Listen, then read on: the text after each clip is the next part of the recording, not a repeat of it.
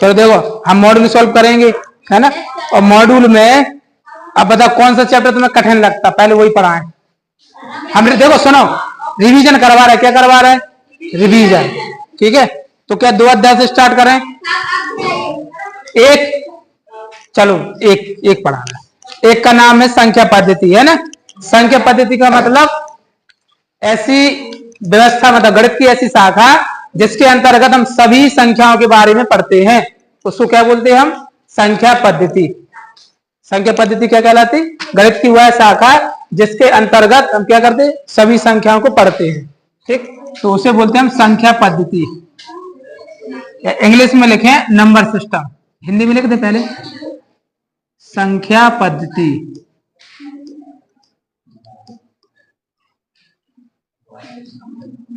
ठीक है, इंग्लिश में बोलते हैं नंबर सिस्टम। अब आप लोग ये बताओ हमें, नंबर सिस्टम संख्या सबसे पहले कौन सी पढ़ती, सबसे पहली संख्या कौन सी होती, नाम बताओ। अब एक तो होती, लेकिन उनका नाम क्या होती, एक से शुरू होती, प्राकृत संख्या। देखो भूल गए, अभी 4 महीने हो गए पढ़ते हुए एक अध्याय। पहले नंबर पर पढ़ते हैं हम लोग प्राकृत संख्या। कौन सी संख्या, प्राकृत संख्या। ठीक है, अब प्राकृत संख्या कोई बताएगा क्या कहलाती, प्राकृत संख्या वे संख्या क्या कहलाती जो एक से शुरू होती, है ना, एक से शुरू होती वो कहलाती प्राकृत संख्या। ठीक है, जैसे 1 2 3 और डेडस अनंत। ठीक है, अब इसके बाद दूसरी संख्या कौन सी पढ़ते, पूर्ण, परिमेय नहीं, पूर्ण संख्या। कौन सी संख्या है, पूर्ण संख्या है। अब पूर्ण संख्या क्या कहलाती, जो 0 से शुरू होती, कहां से, 0 से शुरू होती, वो कहलाती पूर्ण संख्या। ठीक है, पूर्ण के बाद कौन सी पढ़ते फिर हम लोग, पूर्णांक। कौन सी संख्या है, पूर्णांक संख्या। तो बताओ पूर्णांक संख्या क्या कहलाती, हाँ, माइनस की, प्लस की और 0 तीनों शामिल हो। ठीक है, जैसे 0 लिखा तो 0 के राइट साइड में जाएंगे तो कौन सी जाएंगे, प्लस की, क्योंकि आगे बढ़ रहा है ना, 0 से आगे गए तो जे प्लस की, और पीछे आए तो माइनस की, -1 -2, है ना, माइनस अनंत तक, और जे प्लस के अनंत तक। समझ गए। इसमें 2 चीजें हमने आपको समझाई, आपको याद हो या ना हो। हमने आपसे ये कहा था कि बताओ जो -3 बड़ा है कि -8, -3।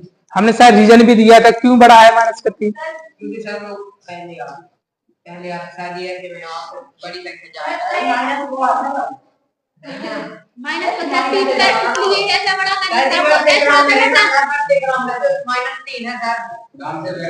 और रीजन दिया था, हमें किसी को याद है, कुछ बताया था हमने, तुम्हें बताया शिवानी। देखो हमने ये कहा था, मान के चलो 2 व्यक्ति है ना, अब थोड़ा याद आ जाएगा आपको। ठीक है, हमने ये कहा था कि मान के चलो 2 व्यक्ति हैं, ठीक है, एक जे, ठीक है, एक जे है, और जे कौन है पता, हाँ, जे लड़की है।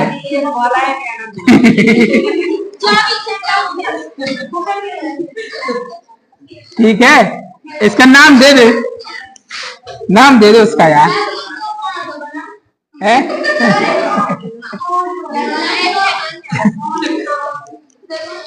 लो, अब ठीक है, बात नहीं करो। अरे समझने के लिए बहुत है यार, पर करना क्या है, समझ गए। ठीक है, अब सही लग रहा है, अब देखो, ठीक है, अब शांत देखो, समझा क्या आ रहा है जो समझ लो पहले, एक मिनट रुक जाओ, रहने दो ना। ठीक है, देखो जे मान के चलो पिंटू है, ठीक है, और जे है चमेली। क्या है, चमेली है, जो कौन है, ठीक है, हमने देखो ऐसा नाम दिया कि जो अपन का नाम के नहीं है। ठीक है, समझ गए, रहने तो दो। चलो देखो, हम जा कहाँ रहे, समझ क्या रहे, वो इम्पोर्टेंट है। देखो केवल इसलिए कि तुम्हें थोड़ी इमेज याद है, सर ने ऐसे समझाया था। तो बड़ी संख्या कैसे समझो, मान के चलो चमेली को किसी का कर्जा देना 8 रुपया, माइनस का मतलब होता कर्जदार, क्या होता, कर्जदार, क्या होता, ठीक है। हम यहाँ पे लिख रहे हैं माइनस का मतलब क्या है, कर्जदार, और कर्जदार तो समझते हो ना, जिसको किसी का पैसा देना हो, ठीक है, कर्जा है उसके पास। और पिंटू के पास माइनस मतलब 3 रुपया कर्जा है, कितना रुपया है, 3 रुपये। अब आप हमें ये बताइए कि जल्दी कौन चुका लेगा, पिंटू के चमेली, क्यों, क्योंकि उसको कम रुपए देना, 3 रुपये देना, तो 3 रुपये कम हुए, तो मतलब जे जल्दी चुका देगा किसी का कर्जा, तो इसलिए जे बड़ा हुआ, जे कैसा हुआ, चमेली कैसी हुई, छोटी मतलब गरीब, उसे कितने रुपए देना, 8 रुपया देना किसी का, और इसको कितना देना, 3 रुपया, ठीक है। तो जे थोड़ा, इसको कम रुपए किसी का कर्जा देना, इसको ज्यादा देना, इसलिए जे बड़ा हो जाएगा। इसलिए माइनस में जो नंबर छोटा होता ना वो बड़ा होता। अब जैसे मान के चलिए मैंने इसके पास बिल्कुल इसको देना -1 रुपया किसी का, और इसको देना किसी बिल्कुल नहीं देना, इसके पास 0 है, मान के चलो क्या है, 0, तो -1 बड़ा है कि 0। अब बात समझ में आई कि चमेली को मतलब 1 रुपया किसी का कर्ज देना है, और जे भाई साहब है फ्री, पिंटू है ना, पिंटू भाई साहब फ्री है, वो जे बोले कि भैया मैं कोई के देने ही नहीं है, समझ गए, क्योंकि 0 का मतलब ये हुआ कि ना उसे लेना है कर्जा और ना देना है, समझ गए।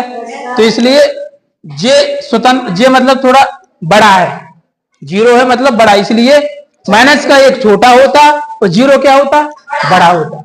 अब बात समझ गए।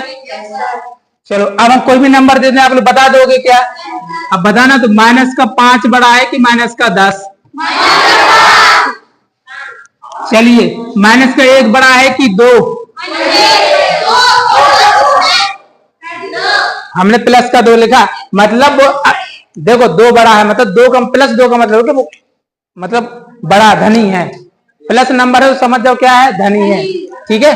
तो मतलब जो 2 बड़ा है प्लस में, समझ गए, जस्ट मिनट, 1 मिनट, ठीक। तो छोटे बड़े समझ गए, माइनस की संख्या जो छोटी होती वो बड़ी होती, और प्लस में तो जो बड़ी होती वो बड़ी होती, समझ गए। आगे बढ़े, आगे बढ़े क्या, हाँ चलो पूर्णांक के बाद आप पढ़िए, हम लोग कौन सी पढ़ेंगे, परिमेय, कौन सी, परिमेय संख्या। क्या आप बता सकते परिमेय संख्या क्या कहलाती, कौन बताएगा, आपको थोड़ा तो पता है, आप लोग थोड़े से भूलते जा रहे हैं ना।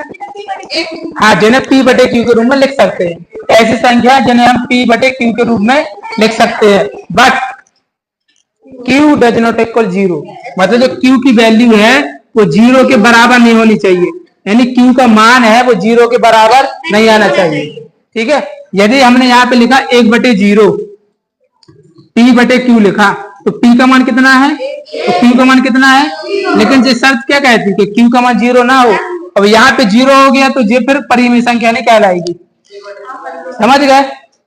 अब देखो यदि हमने यहाँ पे लिखा 1/2 लिखा, P का मान कितना है और Q का मान कितना है, 2, तो देखो 1 2 Q का मान कितना है, 2 है, 0 तो नहीं है ना, तो ये परिमेय संख्या होगी, समझ गए। कहने का मतलब ये हुआ कि बटे में Q नहीं होना चाहिए, सॉरी 0 नहीं होना चाहिए, क्या नहीं होना चाहिए, 0। अब आप लोग बताना, हमने यहाँ पे 0/1 लिखा, क्या लिखा, तो बताओ जी परिमेय है कि अपरिमेय, परिमेय है, क्योंकि देखो बटे में क्या लिखा, 1, 0 तो लिखा नहीं है, 1 लिखा ना, तो देखो P का मान कितना है,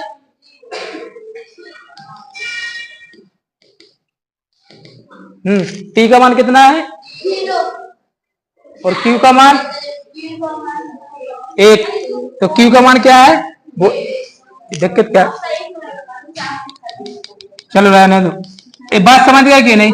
अब अपरिमेय संख्या बताओ, इसके बाद क्या पढ़ेंगे, अपरिमेय संख्या, अपरिमेय संख्या, अपरिमेय, अच्छा अपरिमेय को इंग्लिश में क्या बोलते पता है, इंग्लिश में पता तुम लोग इनको नाम, अपरिमेय संख्याएं, ठीक है। अपरिमेय संख्या वे संख्या जिन्हें P बटे Q के रूप में नहीं लिखा जा सकता, वो क्या कहलाती है, कुछ संख्या ऐसी भी है जैसे हमने लिखा पाई, जी अपरिमेय है, हमने कोई नंबर यहाँ पे लिखा 0.123, फिर लिखा 4, फिर लिखा हमने 6, यहाँ पे लिखा 2 3 1, फिर लिखा हमने 5 6 7। कुछ समझ आ रहा? अलग अलग संख्या रिपीट हो रही। कई संख्या? जब किसी नंबर में दशमलव के बाद अलग अलग संख्या रिपीट हो तो वो भी अपरिमेय संख्या होती। कैसी होती? यदि हमने ऐसे लिखा 0.14141414, कुछ बात समझ आ रही? एक जैसी संख्या रिपीट हो रही ना। जब एक जैसी संख्या रिपीट होती है तो जे संख्या पर क्या होती है? परिमेय। कैसी संख्या होती? तो बात समझ गए? आपको साथ में जे भी याद रखना, यदि पाई है तो ये क्या है? अपरिमेय। और कोई नंबर अलग अलग रिपीट हो रहा है पॉइंट के बाद, दशमलव के बाद, तो वो भी क्या कहलाएगी? अपरिमेय। यदि एक जैसी संख्या रिपीट हो रही तो वो क्या कहलाएंगे? परिमेय। एक जैसी संख्या रिपीट हो रही तो परिमेय। ठीक है, अब बताओ क्या बोलने से बहाने? दिखाई नहीं दे रहा? दिखा रहा है? थोड़े सही दिख रहा है? देख रहे? चलो अब किताब, तो किताब कैसे भरना है? जब जे समझ लो तभी भरना है। और तुम्हें जे नहीं आ सका तुम गाइड में से भरोगा?